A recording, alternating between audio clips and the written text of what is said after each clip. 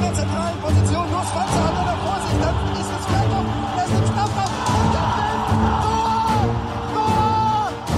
Für die Frankfurter Eintracht. 5:1. Herrlich! Welcome to the German Fußball podcast as we discuss the conclusion of the first round of the Bundesliga. We had a thrashing in Frankfurt. We had a Dortmund team that won ugly for a change.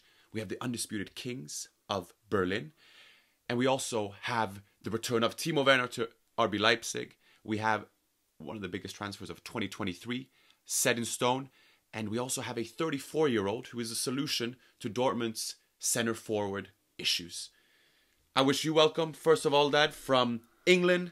Just arrived. And tell the audience how that was. Yeah, I guess we have to link it up with Germany because there's a lot of talking that the German players, they don't survive in England. And Timo Werner, as we will speak more about, going back to RB Leipzig.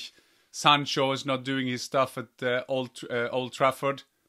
Ladies and gentlemen, Erling Haaland, just from the Bundesliga, straight into Premier League, scoring 2 goals. Massive to be a part of. Massive to see him not only score his goals, but basically score his goals. Because that 2-0 and the penalty who led to his first goals was like we've seen him so many times in the Bundesliga. People who followed Dortmund, they will know his goals. So it's the second goal is perfect. Grealish holding. Then turn around, get it into midfield, and then to De Bruyne. De Bruyne with a perfect pass. And as we know, when Erling won against a goalkeeper, he always scores. Yeah. So 2 goals. Never in doubt. No. But they said that he wouldn't get that kind of space in the Premier League, they said. No. They said, okay, let's see how he can adapt to the Premier League, to the Man City style of play, compilations after the Community Shield. But then he does what he does. Is it surprising?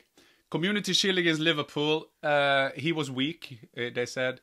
He didn't have his best game. We all saw that was not he was not that 100% fit. Van Dijk apparently had him in his pocket. We went from the stadium, walking down to the station with my colleagues, and we saw people with Erling Haaland shirt, and I said, "Did you just take it away?" But because he's gone. He's gone. Yeah. But we all know that. And on Saturday, I had the privilege or Sunday, I had the privilege to make a big article, a column in Daily Mail. So I said it before the game because this guy, he will score so many goals. And this that he won't make it in England. I mean, he made it in the Champions League. He scored against PSG. He scored against everybody. He scored 2 goals against Bayern. He always scored against Bayern. Never won till he got to Manchester City. They won in a friendly or a pre-season game.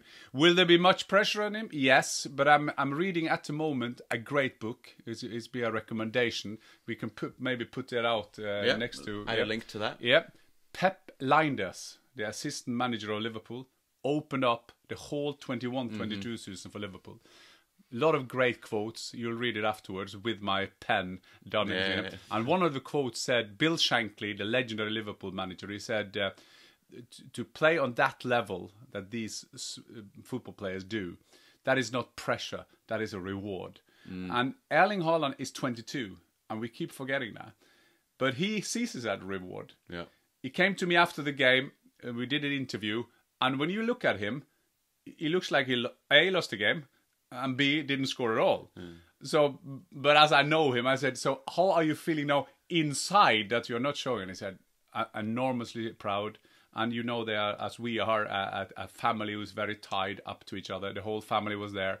I had Alfie Haaland before in halftime. First time I've interviewed father and a son at a football game. So it was just one of those days. Great to be there. I was also there when he scored against Augsburg in his first game in the Bundesliga. Then he scored a hat-trick.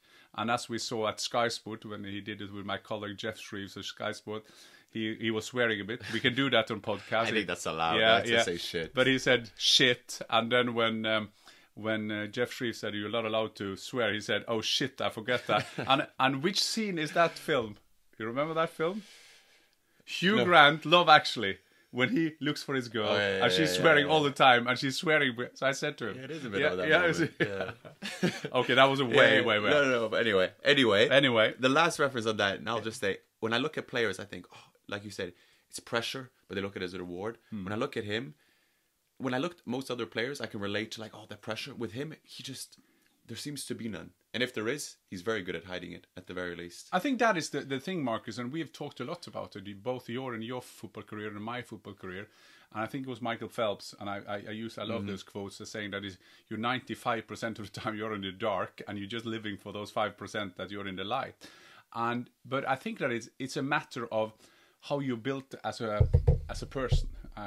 Erling, the way the attitude he got on the pitch, it's around his person. He's good at blocking things out, but still he's nervous as everybody else. He knows that he knows the pressure, but he has so belief in his skill. He knows that if I get a passes, if they just understand what I try to do, I will get the goals. Yeah.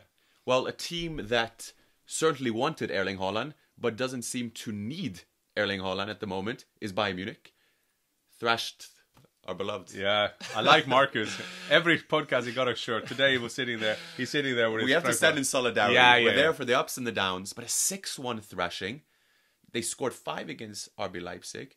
Looks like they're adapting well without Lewandowski.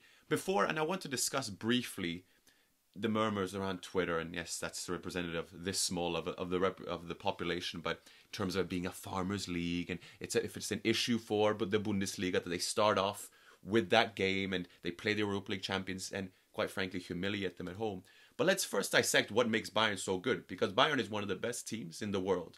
They win 6-1, and now we talk about Gnabry, we talk about Mane, we talk about Sané, but actually the standout player in all this is also Musiala as well. How are they able to win so much, and how do you see them having adapted without Lewandowski? Yeah, and when every season starts, Marcus, I guess all of us who are fan of German Bundesliga, we want to see them do well. Yeah. We want to see the other teams do well. But it's not that like you want to do that Bayern should do bad, because Bayern is doing a fantastic job. Since the 70s, I'm that old, I've been a big fan of the structures. They have used always former football players like Uli Hoeneß, Karl-Heinz Rummenigge, Franz Beckenbauer, on and on and on. So they have this family, La Famiglia thing of them. What is interesting with Bayern as well is that the last 2-3 years, the areas where Dortmund were ahead of them, they've been doing well there as well. Right. As you were saying, Musiala, we can talk about, but we have Davis from Canada. Yeah. He came from nowhere. Right. I mean, in all due respect, he came from nowhere into the scene. And you kind of develop these players all the Alaba. We tend to forget that Alaba, Kimmich, they are products. They just go through it. Alaba was there since he was a kid. He went through the whole system, which is very, and in recruiting now, Salihamidzic, we talked about him before in our special that I will recommend, because that says a bit about Bayern. He was so criticized that he didn't produce, didn't get players, and then you had this thing that he talked with Haaland, and Lewandowski was furious, and so on and so on. But still, Mane is there, De Ligt, you have Tell, who they say, I think that expression shouldn't be used a lot, but the new Mbappé, I think that shouldn't be overused. But still, they managed to do that, and now they played the Super Cup. They scored 5 against RB Leipzig, who is a challenger behind them. Dortmund, Leverkusen, RB Leipzig, all with the Red Bull money and the structure. And then you thought, well, they play Eintracht, my old club. You played for Eintracht as a kid, and you thought self-confidence, won the Europa League. Playing at home with the best fans in Germany. Everything was there. Mario Götze, Aurelio, new striker. You thought, this is a chance. Maybe we can start the season with a loss of Bayern. So we have excitement. And now we're sitting here 6-1. Yeah. I couldn't believe it, because I was sitting on an English game and I watched the game on my iPhone. I looked away. Yeah. And Musiala, back to Musiala. Musiala, when you see him, this is Bambi. Yeah. This is Bambi being the lion, the king of the jungle. Yeah, certainly not a nice. I'm not seeing Bambi in the jungle, but you know what I mean. We'll create a new metaphor. Yeah. But Musiala, and he's so thin, Marcus. Yeah. I interviewed him when they won the championship, and I thought I was talking to a kid. Yeah. But he is a good lad, great attitude, and on the pitch, he's unbelievable. And Julian Nagelsmann said, "No, this man is world class, Weltklasse," and maybe, and he was a bit annoyed last season because he got self-confidence. Last season he wanted to play more. Yeah. But now we say he's going to play there, and you will. I mean, you will see him in the World Cup. This guy would be in the midfield of Germany. Germany's gain, England's loss. Discussions there. Yeah. But yeah, fun fact. I saw it on the Bayern and Germany Twitter account. They said that he is the player who scored most Bundesliga goals before the age of 20 for Bayern, 13. The only one who have done that quicker is Uli Hoeneß. So it's a good. He looks like he's on the right, on the right way. Years ago, yeah. If we take Frankfurt real quick, I saw the press conference with Glasner, and he said that because they conceded 2 goals so early, and it seemed that after they did that, they kind of were so desperate to get that first goal, and that was a recipe for Bayern to exploit that space even more. Exactly. Because there, then in the second half, by Frankfurt a bit less space for Bayern to create, but before that, it was boys against men. Huh? It was boys, unfortunately, against men, and when Bayern is 1-0 up and you're chasing for it. I mean, there's been a discussion in Germany that maybe terrible, of course, and that gives you the bit branding of Farmers League in terms of the world brand, how competitive the league is. There are teams going to Bayern Allianz Arena and think, well, play with the second team, we lose anyway. Mm-hmm. So I think if we're going to praise Eintracht for something, they went for it, of course. But when you have Mané, you have Müller, you have Gnabry, you have Musiala, it's unbelievable. And Mané, I must say something about him. I mean, there was an Instagram from him that was on Twitter, and when I saw it, he was watching Bayern Munich 2 playing. It was an amateur game. Yeah. He was in the stand, and the players were just... I saw the players who've been in Bayern for like 100 years. Sadio Mané was in the stand doing the shouting. To be fair to him, he's probably learned a bit Germany when he was in Salzburg, where he played just down the road. But what a player! But Bayern won't get worse. Bayern will always have that culture, and now it's Lewandowski who. I mean, that's what I'm talking about. But I must say, with Frankfurt, my boys, they will do well. They will come back. In a couple of days, they're playing this week. They're playing Real Madrid. Yes. So they play Magdeburg in the cup, where they won 4-0. Mario Götze was brilliant. 1-6 against Bayern, and then they play Real Madrid in the Super Cup. I think they will win that. We'll see. We'll see. We'll see. I think. But the funny thing, they have the same president as they had back in the days. He is a tall guy, Fischer, President Fischer. He is a character. Fantastic attitude, fantastic values against racism. He wants to be sustainable. He threw out this right-wing party and he said, anybody voting for them, just get out of my fucking stadium. And in this podcast, you can say that. And the reason I'm building up for it, because this week there was a big interview with him, and they asked him about Sadio Mané. Yeah. And Fischer said, who the fuck is that? and I know him. That was nothing. And afterwards, people had a go at him, and people were saying after the game when Mané was so good and lost 6-1, and he had to explain himself. Fischer is the nicest man alive. Yeah. He didn't mean it that. I like that temperature. Yeah. He is the first one who will go to Mané and say, you are a world class. But Eintracht will come back, and hopefully in the Super Cup. Hopefully. As we look to the other games, then we had a big game between Dortmund and Leverkusen, and Dortmund weren't all too convincing, but win 1-0 against a team that Derek Ray on the last episode predicted would finish above Dortmund. How do you see that game? First of all, Derek is a bit like a lot of football experts, or he is an expert, but I will say commentator experts. Right. Yeah. Because we have to define the roles. In the studio, you have the expert, you have the commentators, but then you have people like Derek who's also expert. So, they always want Leverkusen to do well. Is in Norway, is everybody. They would say... Why is that, though? No, because if you see Leverkusen, they're always good young kids. Rudi Völler, they have many... Run a good club, youth development. Good youth, always getting the big names. Well structured, a part of the big concern, the company Bayer. So they will always. I know my German football history. Derek do as well. It's nothing to do with that, but it's so interesting because I always have him, because I don't think they will take that last step.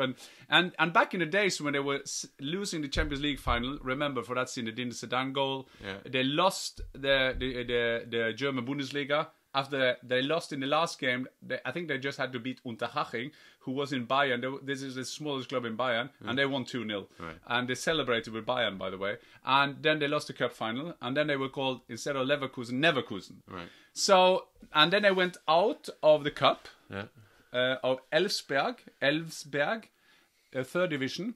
So, but as you say, I think it was very important for Dortmund to start well in terms of get the boys going, and you're winning against one of the guys one of the teams that will be a challenger. It's interesting. What was sad last season is that they had a lot of injuries. Remember that? Maybe the club that had the most injuries. Yeah. And unfortunately, I mean, that with Sebastian Aller is, I mean, it's just so sad with the cancer thing and everything, and we wish him, of course, all the best, and hopefully we'll be back. I love him. I love him from my Frankfurt time. I met him. Great lad.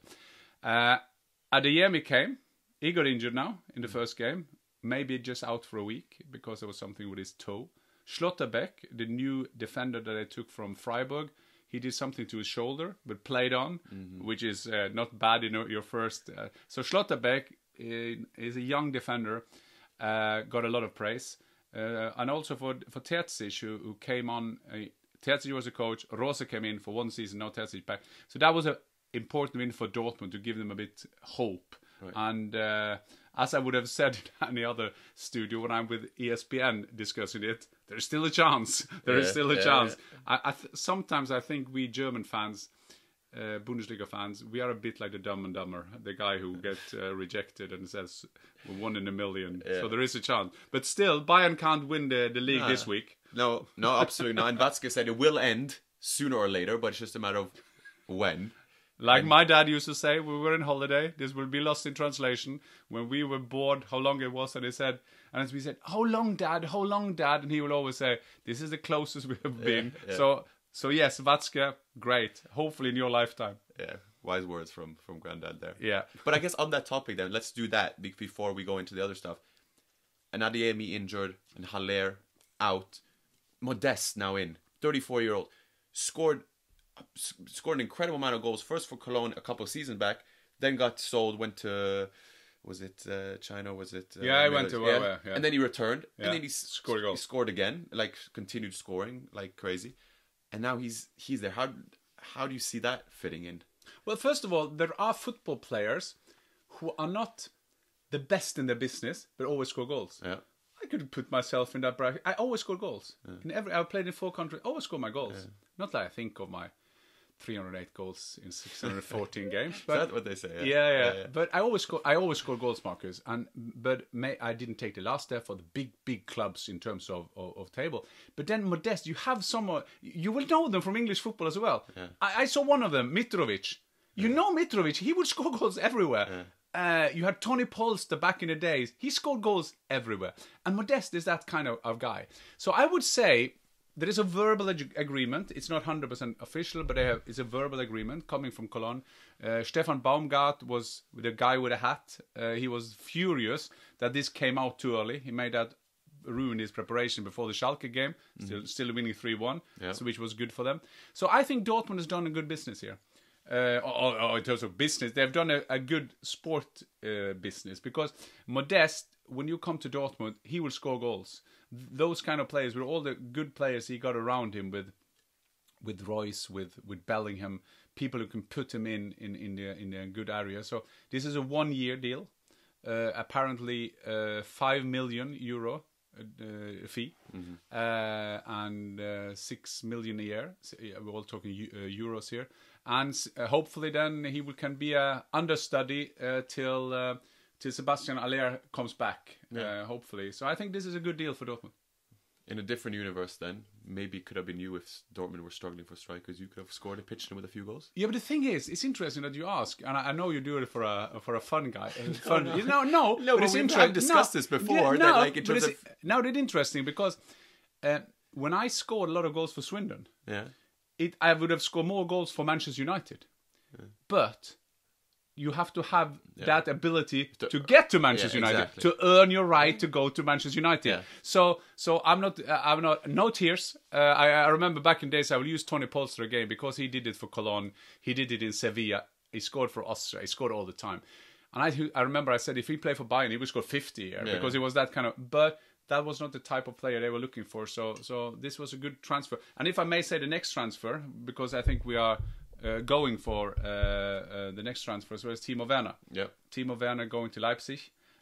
We all thought that it would be a 1-year loan.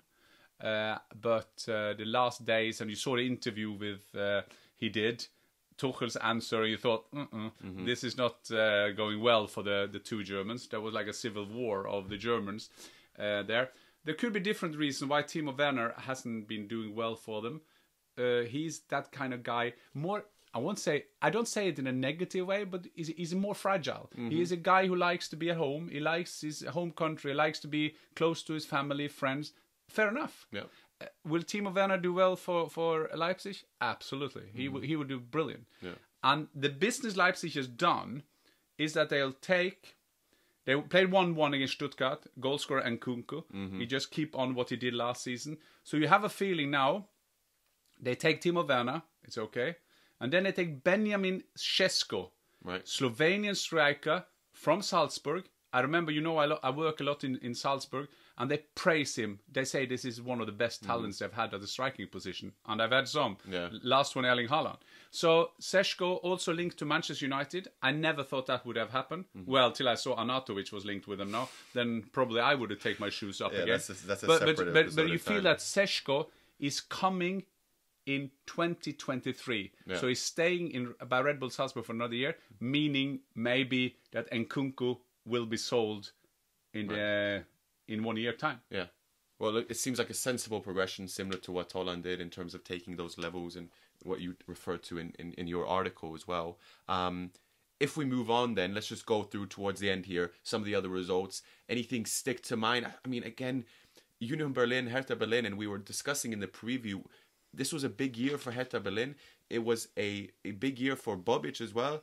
Your mate, like in terms of the rebuilding he had to do there. Didn't go too well the first year, and then now not a chance against Union Berlin. Is that just, I saw in terms of members now, Union Berlin have more, like, what is happening to Hertha Berlin?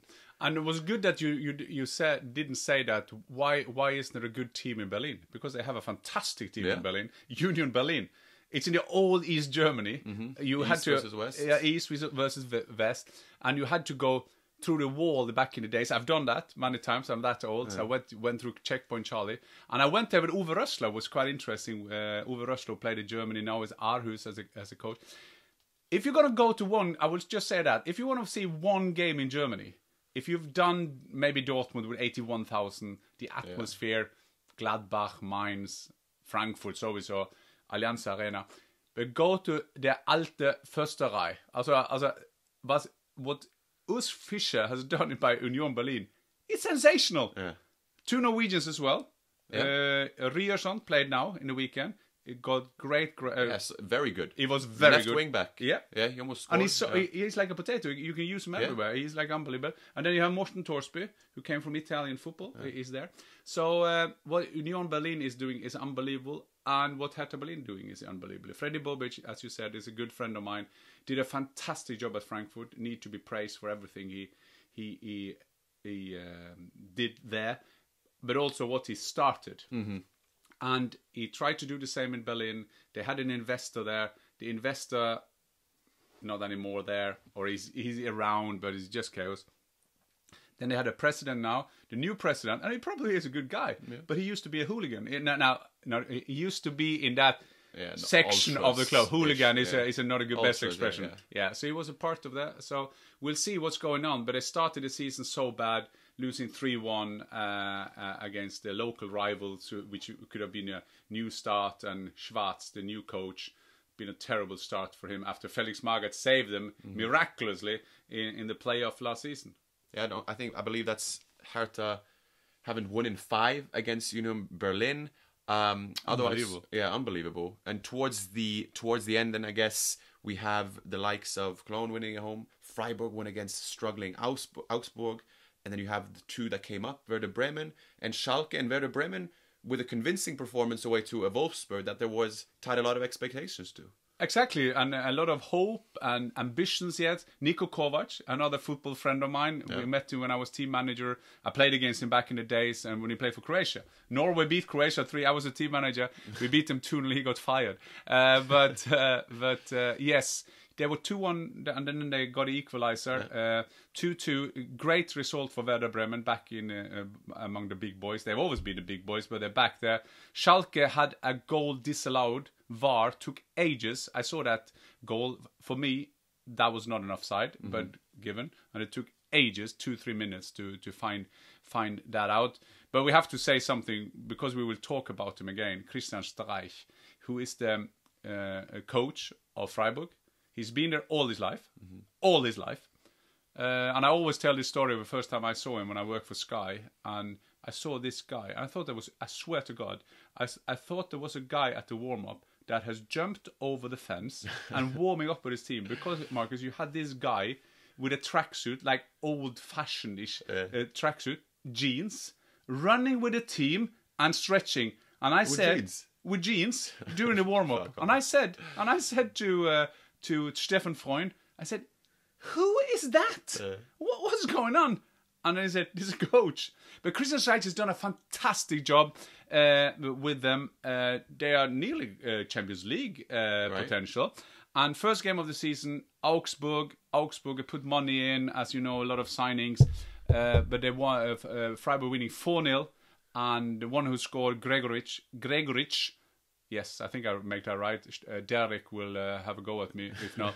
He made a 1-0 and he came from Augsburg with a 4-0 win. So we don't like tables now, but Bayern, of course, top of the league after that 6-1. But Freiburg is back. Freiburg is back, top of the league for Bayern. Nothing new then. Max Kruse, which is out in contention with Wolfsburg. We're interesting to see how that... Niko Kovac and Max Kruse, you never felt that would be heads.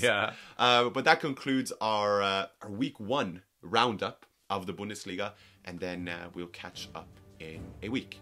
Until next time. Auf Wiedersehen! Thanks for watching, and please subscribe. And if you have any comments, any issues, themes that you want us to discuss, give us a comment and we always reply to that. And if you know something that we don't know, which you probably do, just give us a shout.